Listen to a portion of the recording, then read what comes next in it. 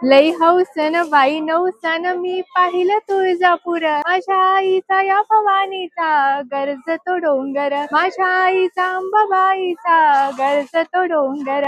नमस्कार, लालबागची सिद्धी या YouTube channel मध्ये मी सिद्धी कदम तुमच्या सगळ्यांचं खूप खूप स्वागत करते. आज आपण आलो आहोत अखंड महाराष्ट्राची कुलस्वामिनी, त्याचप्रमाणे आपल्या छत्रपती शिवाजी महाराजांची जी कुलदैवता होती अशा तुळजाभवानी आईच्या चरणी लवकरच आईचा चैत्र पौर्णिमेचा उत्सव आहे आणि त्याच निमित्ताने आपण तुळजाभवानीचा दर्शन घेणार आहोत. तर चला माझ्यासोबत आपण देवळात जाऊया. तुळजाभवानीला इथे आल्या आल्या माझ्या मागे तुम्ही बघू शकता इथे राजे शहाजी महाद्वार आहे. याच्या बरोबर समोर या आजी मिठापिठाचा जोगवा घेऊन बसल्यात. इथे लहान बाळाची पाहुलं सुद्धा आपल्याला दिसतंय. नक्की या जोगव्याचं काय महत्व आहे? तुळजाभवानीला विशेष करून हा जोगवा मागितला जातो. आजी काय सांगाल, काय हा जोगव्याचं महत्व? जोगव्याचं महत्व म्हणजे आई अंबाबाईचा जोगवा मागतात. ही माळ परडी पोत परशुराम त्याचा घेऊन जोगवा मागतात, दान धर्म करतात. ही परशुराम ज्याला मूल बाळ होत नाही त्याला मूल बाळ झालं की परशुराम आणून देतात आम्हाला. अच्छा, म्हणजे हे बाळ तुम्हाला आणून देतात. हा, दान धर्म करते त्याला. तुम्ही बघू शकता की मी सगळा साजशृंगार केलाय, पण एक गोष्ट कमी आहे आणि ती म्हणजे हातात बांगड्या नाहीये. कारण तुळजापूरमध्ये आल्यानंतर तुळजापूरच्या एक खास बांगड्या भरण्याची पद्धत आहे इकडे, आणि मगच आपण देवीच्या दर्शनाला जातो. तर पहिल्यांदा आपण बांगड्या भरूया आणि मग देवीच्या दर्शनाला जाऊया. या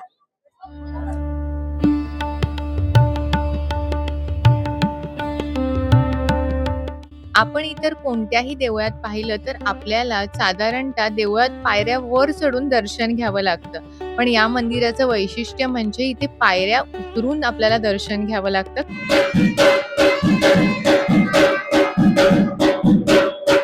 तुळजापुरात दर्शनासाठी जायला आपल्याला दोन प्रकारचे पास मिळतात, एक 500चा पास, एक 200चा पास. आम्ही 200चा पास घेतला होता. मंदिरातील ह्या भागात आपल्याला कुलाशाल आणि कुलधर्म करता येतात.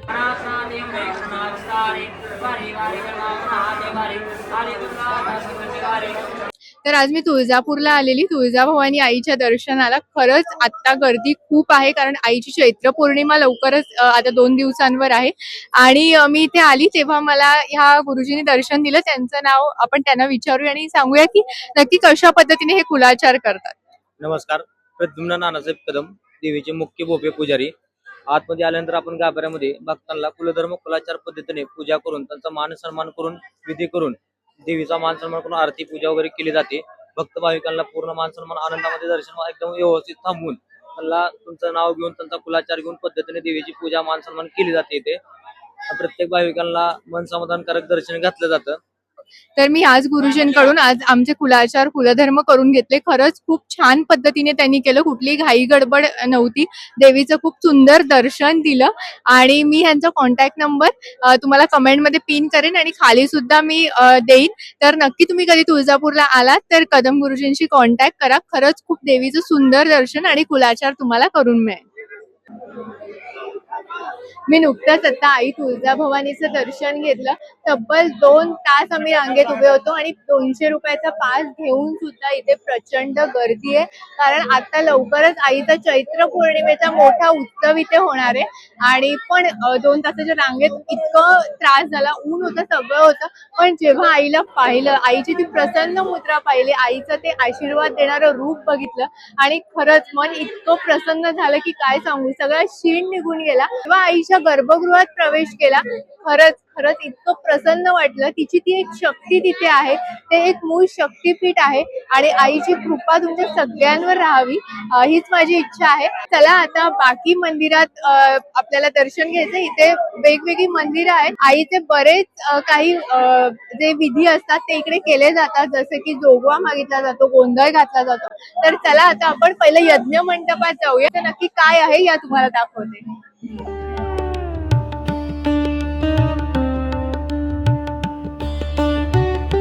तर आता आपण इथे जेव्हा आपण तेल वाहतो तेव्हा आपल्या सगळ्या इडापिडा असतात, दुःख असतात, ते देवी हरण करते. तर आपण इथे तेल वाहतो.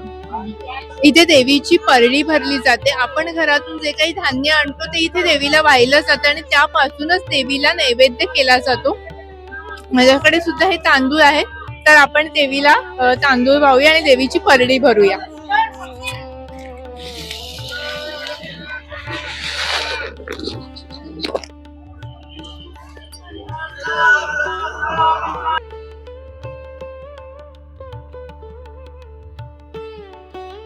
आई तुळजाभवानी इथे कशी प्रकट झाली याविषयीची कथा सांगायची झाली तर आई ना कोणत्या राजाच्या हाकेला धावून आली, ना कोणत्या देवांच्या हाकेला धावून आली, तर ती धावून आली अनुभूती नावाच्या एका आपल्यासारख्या भक्ताच्या हाकेला. तर ही कथा सुरू होते यमुनाचल पर्वतावर. यमुनाचल पर्वतावर अनुभूती आणि तिचे पती कर्दम ऋषी यांचा सुखी संसार सुरू होता. परंतु अचानक कर्दम ऋषी कालवश झाले, त्यांचं निधन झालं आणि अनुभूती त्यांच्या मागे तिच्या पोटी एक पदराला मूल घेऊन राहिली. आणि अशा वेळेला ती सती जायला त्यांच्यासोबत तयार होती, पण तेव्हाच आकाशवाणी झाली की अनुभूती, तू जर आता सती गेलीस तर तुझ्या पोटात असलेलं बाळ सुद्धा मरण पावेल आणि ते बाळ मरण पावलं तर तुला बालहत्येचं पाप लागेल. आणि त्याच्यामुळे अनुभूती सती जाण्यापासून थांबली आणि तिथेच ती यमुनाचल पर्वतावर तपश्चर्या करू लागली. तिने आपल्या पोटी जन्मलेल्या कपिल बाळाला 3 वर्ष छान वाढवलं आणि त्याला गुरुगृही पाठवलं आणि ती याच यमुनाचल पर्वतावर असंख्य दिवस तप करत राहिली. तिचा तप सुरू असताना तिथे कुकर्म नावाचा एक राक्षस आला आणि तो तिला त्रास देऊ लागला. तो तिच्या जवळ येण्याचा प्रयत्न करू लागला. अनुभूती खूप घाबरली आणि तिने तुळजाईचा धावा केला, तिने त्या देवीचा धावा केला आणि ती जोरात ओरडली, आई त्वरित धावून ये. आणि तशी आई त्वरित धावून आली आणि म्हणूनच तुळजाभवानीचं नाव हे पहिलं तर त्वरिता आहे आणि नंतर त्याचा अपभ्रंश होत हे नाव तुळजा असं पडलं. प्रत्येक युगात आई भक्तांच्या संकटात त्यांच्या बरोबर उभी राहिली, त्यांच्या हाकेला ती धावून आली. कृतयुगात अनुभूतीच्या हाकेला धावून आली, त्रेता युगात ती प्रभू रामचंद्रांच्या हाकेला धावून आली, द्वापार युगात धर्मराज युधिष्ठिरांच्या हाकेला धावून आली आणि कलियुगात छत्रपती शिवाजी महाराजांच्या हाकेला धावून आली. आणि ती कथा तुम्हाला माहितीच आहे. आता आपण अशाच देवीच्या कथा सुद्धा पुढे पुढे जात ऐकणार आहोत, पण तोपर्यंत आपण देवीचा संपूर्ण परिसर सुद्धा पाहून घेऊया. इथे असंख्य मंदिर आहेत, त्यांचं सुद्धा दर्शन घेऊया. या तुळजाभवानी मंदिर परिसरात यमाई देवीचं देखील मंदिर आहे. यमाई देवीला तुळजाभवानीची बहीण असं संबोधलं जातं. याच परिसरात लक्ष्मी नरसिंह मंदिर देखील आहे. त्याचप्रमाणे इथे जेजुरीच्या खंडोबांचं देखील मंदिर आहे. या मंदिरात खंडोबा आणि म्हाळसा देवींची अतिशय सुबक आणि सुंदर मूर्ती आपल्याला बघायला मिळते. इथे श्री दत्तात्रेयांचं देखील मंदिर आहे. या मंदिराचं वैशिष्ट्य म्हणजे इथे पाळणा लावला आहे. पाया पडून झाल्यानंतर सर्व भाविक भक्तजन या पाळण्याला झोका देतात. त्याचप्रमाणे इथे उजव्या सोंडेच्या गणपती बाप्पांचं देखील मंदिर आहे. जिजामाईने सेवा केली, तुळजापूरची अंबाबाई शिवनेरी नेली, पोटी मागितला हिरा, अंबाबाईला पोटी मागितला हिरा. तर तुम्हाला ही कथा माहितीच असेल की आपल्या जिजामाता होत्या त्या श्री तुळजाभवानींच्या खूप मोठ्या भक्त होत्या आणि आपले छत्रपती शिवाजी महाराज सुद्धा आईचे खूप मोठे भक्त होते. त्यांची कुलस्वामिनी आई तुळजाभवानी होती. आणि तुम्ही आता माझ्या मागे जे बघत आहात तो चिंतामणी दगड आहे, चिंतामणी पाषाण आहे, जो आपल्याला आपल्या प्रत्येक प्रश्नाचं उत्तर देतो. छत्रपती शिवाजी महाराज सुद्धा इथे येऊन प्रत्येक युद्धाच्या वेळी कौल लावायचे अशा आख्यायिका सांगितल्या जातात. तर आपण पण तिकडे जाऊया, आपल्या मनातली इच्छा प्रकट करूया आणि बघूया देवी काय कौल देते. चला माझ्यासोबत. मी सुद्धा या चिंतामणी पाषाणाला माझ्या मनातला प्रश्न विचारला होता आणि तुम्ही पुढच्या व्हिडिओमध्ये बघू शकता की माझ्या चेहऱ्यावरचा आनंद इतका होता की मला होकार आला होता.